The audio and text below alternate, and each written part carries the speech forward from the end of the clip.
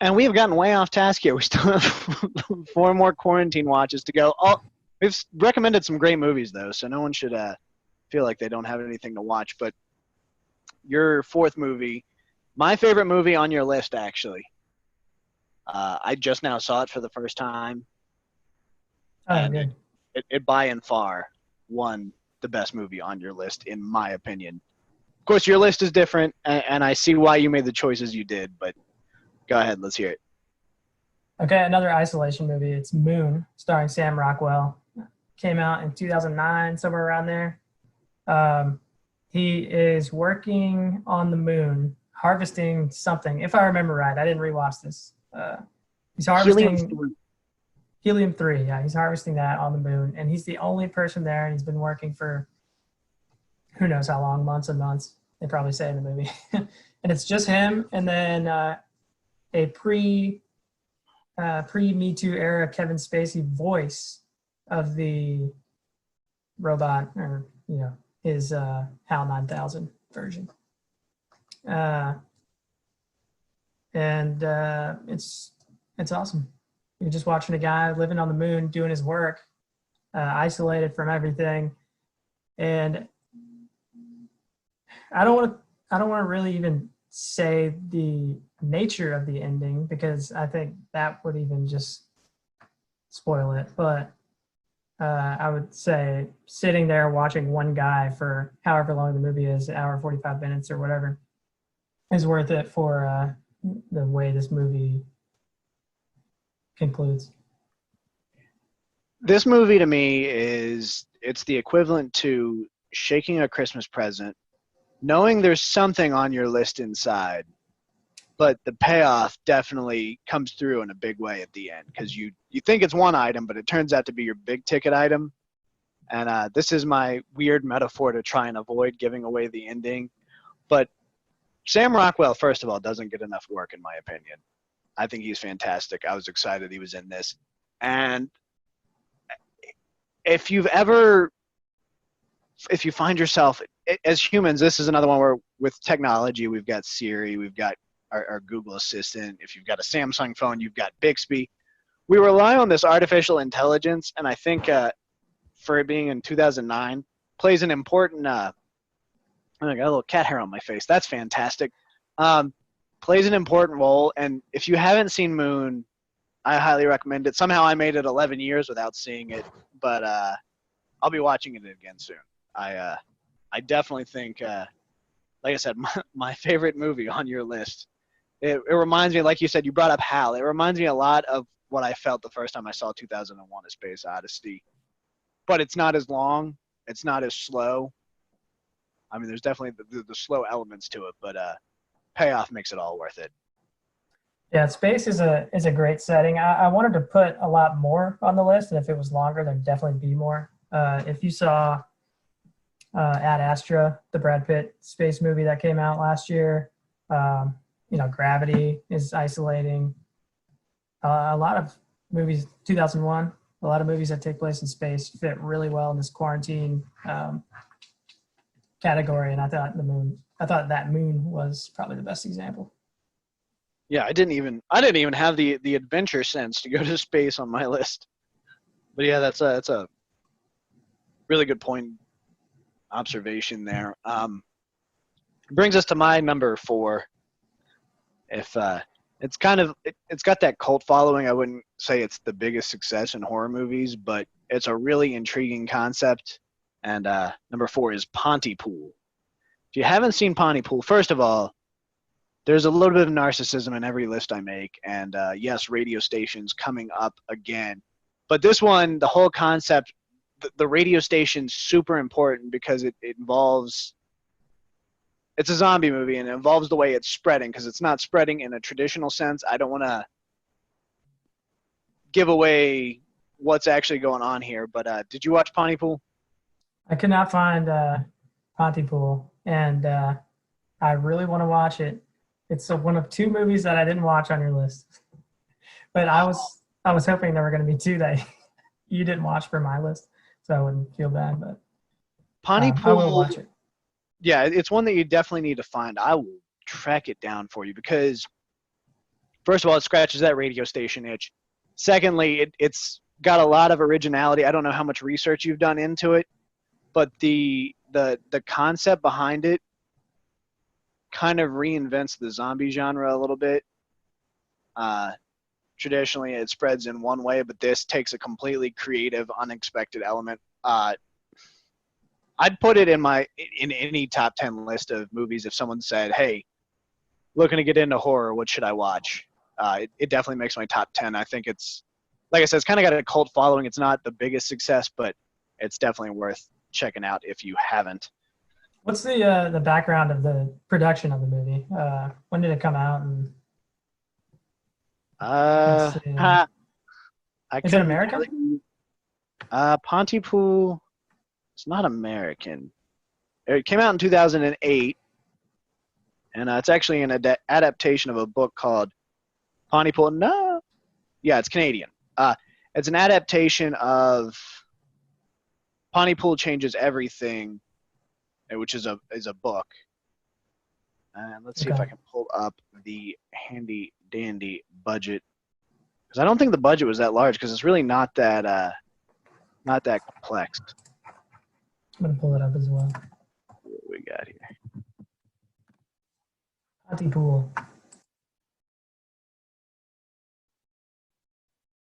Directed by Bruce McDonald. Yeah, I'm not finding the budget, of course, but I don't think it was very high. Because, of course, I'm using the IMDb app to navigate.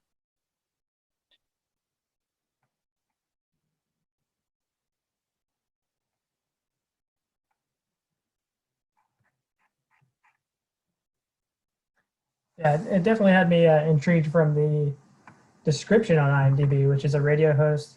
Or should I say anything? Is this one you recommend just jumping into? I would absolutely recommend just jumping into it. It's worth watching. It's only 93 minutes, so if you got an hour and a half, it's not gonna hurt you too much. Came out in 2009. It was filmed in 2008, but it definitely has. If you love, to me, it's almost a natural extension of the concept behind War of the Worlds and what it did to society, the radio broadcast.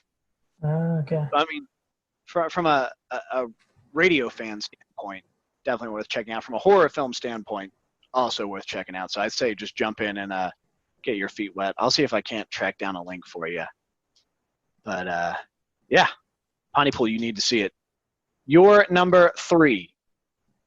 My number 3 is The Big Sick, another big movie. I had The Big Chill on here, and I probably would have added The Big Short on another type of list because I love that movie. But The Big Sick is a true-to-life movie about Kumail Nanjiani, the actor from Silicon Valley and other things. This is where I first just fell in love with the guy. Most people probably know him now from that Instagram post because he's now jacked because he's a Marvel superhero. And he posted a picture of him and it just exploded on the internet. But his wife, when they met, he didn't realize this. They both found it out because she went to the hospital and into a coma that she was immunosensitive or had some kind of immunodeficiency. I'm not sure what the terminology would be, but it happened right towards the beginning of their relationship, if the movie is completely true to life. And it shows him bonding with the parents as they're waiting for her to come out of the coma and seeing if she's going to live or not. And I chose the movie because I guess if you want to relate it to what's going on, just it helps you remember who we got immunocompromised friends to look out for, and that's part of the social distancing stuff. But they're also, his real wife is not the one who plays her in the movie. They're doing a podcast now about being stuck in quarantine. And it's sort of like a chapter 2 to the movie because he's just panicking all the time because he doesn't know, is he going to bring something home he shouldn't? What can they go out and do? Can they get takeout? All sorts of things. And so I rewatched it the other day, and it just kind of works as a quarantine movie. It's also very light. It's enjoyable. It's a comedy. small indie comedy, and I loved it. It's got a lot of heart too. It was one of my favorite movies of that year, whichever year it was. I'll say, looking at both of our lists, it's the most uplifting and positive one on there. It's kind of fits that indie rom-com niche, and I mean, I love the love story. I also love that you chose a movie called The Big Sick. It's worth checking out. I can see why you put it at number 3. As someone who doesn't watch a lot of rom-coms, it's really not that hard to watch. Like, usually they're very tropey. You don't find that here. I think because it's autobiographical, I think it kind of avoids some of the cheesiness that pushes me away from those movies. But I think it's a solid recommendation. Yeah, and it comes from – I mean, if you're a fan of his comedy, like you're probably going to enjoy the movie. He's a funny guy. He's not going out there making 10 Things I Hate About You, you know? Well, that's not even that bad of one. What's a terrible rom-com? Yeah, like 10 Things I Hate About You. I don't know. I think anything with Hugh Grant. Yeah, some of those. He's not making My Best Friend's Wedding. We'll say that, even though he's. Yeah, exactly. It's definitely a. Don't let the fact that it's a rom-com push you away. It's definitely a good watch. Yeah, my number 3. Had you seen 28 Days Later before now? I had, yeah. That one seemed obvious to me. By now everyone's seen it. I don't feel like there's a whole lot that needs to be said. It's what introduced me to Cillian Murphy, and I don't know how you feel about him as an actor, but my God, the man can do some acting. Have you? I like Cillian Murphy. He's not like one of my favorite actors. I don't rush to see his movies, but I do go see every Christopher Nolan movie, and so I've seen him several times in the theaters. He's going to be in A Quiet Place too, so there's that to look forward to when that eventually hits the streets. But 28 Days Later is probably, I'm not even going to go probably, it's definitely my favorite zombie movie, which is a category. As far as horror goes, I know my list has a lot of them. It's my least favorite in the horror genre, but I think 28 Days is the most gut-wrenching, but it also has that isolating aspect where he wakes up alone. And I think it's a really compelling way to all of a sudden you're just dropped into this and he's having to figure everything out as he goes. So from a human survival standpoint, 28 Days Later, definitely my favorite zombie flick. Yeah, it's up there for me. I'm a fan of the older ones, the slower zombies. But I think I think that's what I wrote here was scary ass fast zombies. What do you do? Yeah, and another relation to right now is that you see all these pictures coming out of, in Nashville, we see the pictures of Broadway just empty. See pictures of New York empty. And somehow they were able to just shut down London and shoot, all this footage with no one there. It's really incredible when you think about the fact that they were not shooting during a pandemic. And also, it's Danny Boyle, right, that directed? Yes. Yeah, so, I mean, you're in good hands there. All right, your number 2 was, wow. Another one I hadn't seen before now, but all I can say about this one is, wow. What's your number 2? My number 2 is The Lighthouse. I wanted to have a more recent movie on the list, and I think it's the perfect movie to watch in quarantine if you're stuck with a roommate that you don't necessarily get along with. I think we've all had those at some point in our lives, and that's really where relating to this movie ends, because what it is they're on an island with the lighthouse, and it's Willem Dafoe and what's his face, the new Batman. Pattinson. Yeah, Robert Pattinson. And probably the best role I've seen him in, although I don't watch a lot of his movies. He is a really great actor, and in this movie, he's really scruffy. And so is Willem Dafoe, who is always that way. And they start slowly going crazy, being confined with each other, and you don't really know what's going on. It's filmed or directed by the guy that did The Witch a few years ago, if you've seen that, which was incredible. So good. Robert Eggers, I think is his name. and it's shot in an old style aspect ratio. It's almost a square. I don't know the specific ratio, but it's almost a square. It's in black and white, and it is just the shot composition is incredible to sound film nerdy there, but I couldn't look away from the screen, and at the same time, I was like, "What am I watching the whole time?" This is exactly what I was talking about, though. That paranoia that kind of rings home for me in movies like this. This definitely had that in spades.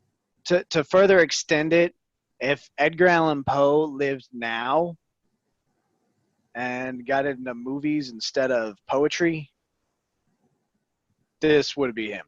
It oozes that style. There's that darkness, and I mean, black and white with that stylized look, just and yeah, Robert Pattinson, I think, damaged his career, his reputation a lot with Twilight, because he is a fantastic actor. Of course, I love Willem Dafoe. The man's a nut, but I'm hard pressed to find anything that I've not liked Willem Dafoe in. The closest, I guess, would be the Green Goblin and Spider-Man, but even that, yeah, even then he fit the role. I think that's nothing against him, but the Lighthouse was. I'd say that again. Easily number 2. I said The Lighthouse is watch. I would definitely. Oh yeah. So that was my 2019 pick for the list. It's a good one. I'm glad you put that on there. I went back to the early 2000s with one that seems so obvious, but based on interactions I've had with other humans, it's really accurate. 2002 is A Cabin Fever. You got Sean from Boy Meets World. You got a flesh-eating virus. You got Joey Kern. Fun fact that the movie was originally called Waffles. It was called Waffles at one point, and it was also called Country Hams. But Eli Roth, easily his best flick. But seeing the way they deal with this flesh-eating bacteria coming into their cabin they're camping at, it's a bunch of teens, college kids, camping in a cabin, and they're dealing with this flesh-eating bacteria. But I have seen either in the news or in my personal life, each aspect of the paranoia play out. You've got one guy who just runs out to the woods and hides in a cave. And if you haven't seen Cabin Fever, I recommend it. What were your feelings on it? Well, this is the second of the movies that I haven't watched. And you're going to hate that because I have never watched an Eli Roth movie because it's something that I don't think I would enjoy. But obviously, as I dig deeper into different subgenres of horror, it's something I'm going to have to start getting into. And this one was really just a time thing. I would have watched it because, from what I gather and just the way that it appeals to me from not seeing it, this is the one that I would enjoy the most. And also it has Sweet Lou from Grind in it. Yes, it does. Cabin Fever isn't, by no means is it a masterpiece of cinematography or storytelling. It's definitely a fun.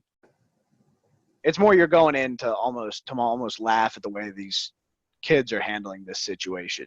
It's very, it's not campy per se, but it definitely it wasn't ever going to win any Oscars. I call it a fun watch. My wife disagrees. As far as Eli Roth goes, he's very hit or miss for me. Some movies he does a fantastic job with, some not so much. Cabin Fever is definitely in the positives column. So I'll leave you with that. You need to check it out. Your number one is arguably one of the best paranoia-related movies ever made, and I'll let you go ahead and talk about it. So my last one was a newer movie, and this one's much older. Alfred Hitchcock's Rear Window, which I posted this when I watched it a couple weeks ago, rewatched it a couple weeks ago, that it's the perfect quarantine movie. And I think that it really is. So the plot is you got Jimmy Stewart. He's a photographer. He's, I believe, photographing a Formula One race or some kind of car race. And he gets hit by a crash and breaks his leg. So he's confined to his apartment. The most incredible apartment I've ever seen on a movie. The set design is just so, you just want to live there, other than the fact that there could be a murderer living there. And he picks up a habit of watching all of his neighbors. And so you see all these different little sub stories going on throughout the film. And he's also dating Grace Kelly, and for some reason is fearing commitment with, you know, a human goddess that's is looking incredible in this movie. And it's just fun. I mean, if someone doesn't like old movies that's listening, it's one of the ones that's watchable. It's not in black and white. It's a great concept that's, it just keeps you tied to it the entire time. And he thinks he might see a murderer in one of the windows, and some other people are skeptical. You've probably seen copycat versions of it. Disturbia is one. There's another one I noticed the other day, but now I'm blanking on what that was. But it's great. I think Hitchcock is the classic storyteller of that genre. I mean, I don't think there are a whole lot of people out there that would argue with me on that. I think Hitchcock did something that we see a lot less of now. He was a storyteller. With all of his movies, there's definitely a story that you get fully immersed in. He doesn't rush it necessarily. And I think Rear Window is fantastic. I think it holds up. I think it stands well enough on its own. And I'm going to go with Disturbia didn't even need to be made. No, it didn't. But you know what? I still watch it. I mean, I don't watch it, but I still enjoy it because I've just been a huge Shia LaBeouf fan ever since I was like 13 years old watching Even Stevens. He's a love him or hate him kind of guy. I don't understand why people don't like him. He's been good in so many things. Disturbia wasn't one that I was overly thrilled with. I think it came out around the same time as Transformers, and I really didn't like Transformers. So I think I was probably in the phase. And maybe I need to go back and do myself a favor and rewatch. But I just lumped there's anyone nothing new. Done. Yeah, no, there's definitely nothing new. It's just a more modern retelling. But Rear Window, definitely a fantastic number one choice. Mine is just straight out of the quarantine playbook. My number one is, of course, Stanley Kubrick's The Shining. I don't want to hear any of the nonsense that it differs from the book. Stephen King was on a lot of cocaine when he wrote it. Stanley Kubrick was drinking a lot when he filmed it. They're two different things. Jack Nicholson is a godsend. Shelley Duvall probably ruined her mental state making the movie, but it is easily Stanley Kubrick ruined her mental state.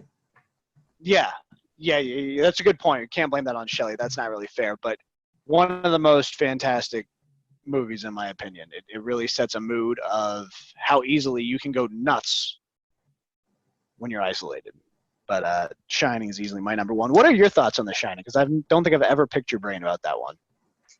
Well, I love The Shining. I don't kind of go down the rabbit hole with the theories of everything having, every little tiny detail having some meaning. If you've ever seen, what's the room number? Room 237 or something like that. Yeah. But as a movie, it's a genius without. So just watch it and love it. And the sequel is not bad either. It's totally a different take on it's a different atmosphere. It's a different feel. The sequel that just came out last year, Dr. Sleep. So Dr. Sleep is good, worth watching? Worth watching if you're a huge, I don't know. I mean, if you're a big fan of The Shining, you're going to go either way with your reaction to it because there is a creature feature aspect to this, to Dr. Sleep. But, if you go in knowing that you're talking about one of the greatest films ever made, not just horror films, and you're watching a sequel to that, you're just setting yourself up for bad expectations. But there we have it. Oh, go ahead. I was just bringing it back to The Shining. Yeah, Dr. Sleep's on my list to check out. I'm scared because part of The Shining for me was the music, the atmosphere, the feeling it has, and I worry that Dr. Sleep won't have that. That's fine because the book is a different story, and Stephen King wrote it like a long time after, so it's just not going to be the same. But I'll definitely take that recommendation under advisement and check it out. But I thank you very much for joining me. We'll post our two lists. I'll post them with this, and hope you're doing well, Rudy. Thanks, man. I hope everyone that's listening is, taking care of themselves and staying clean.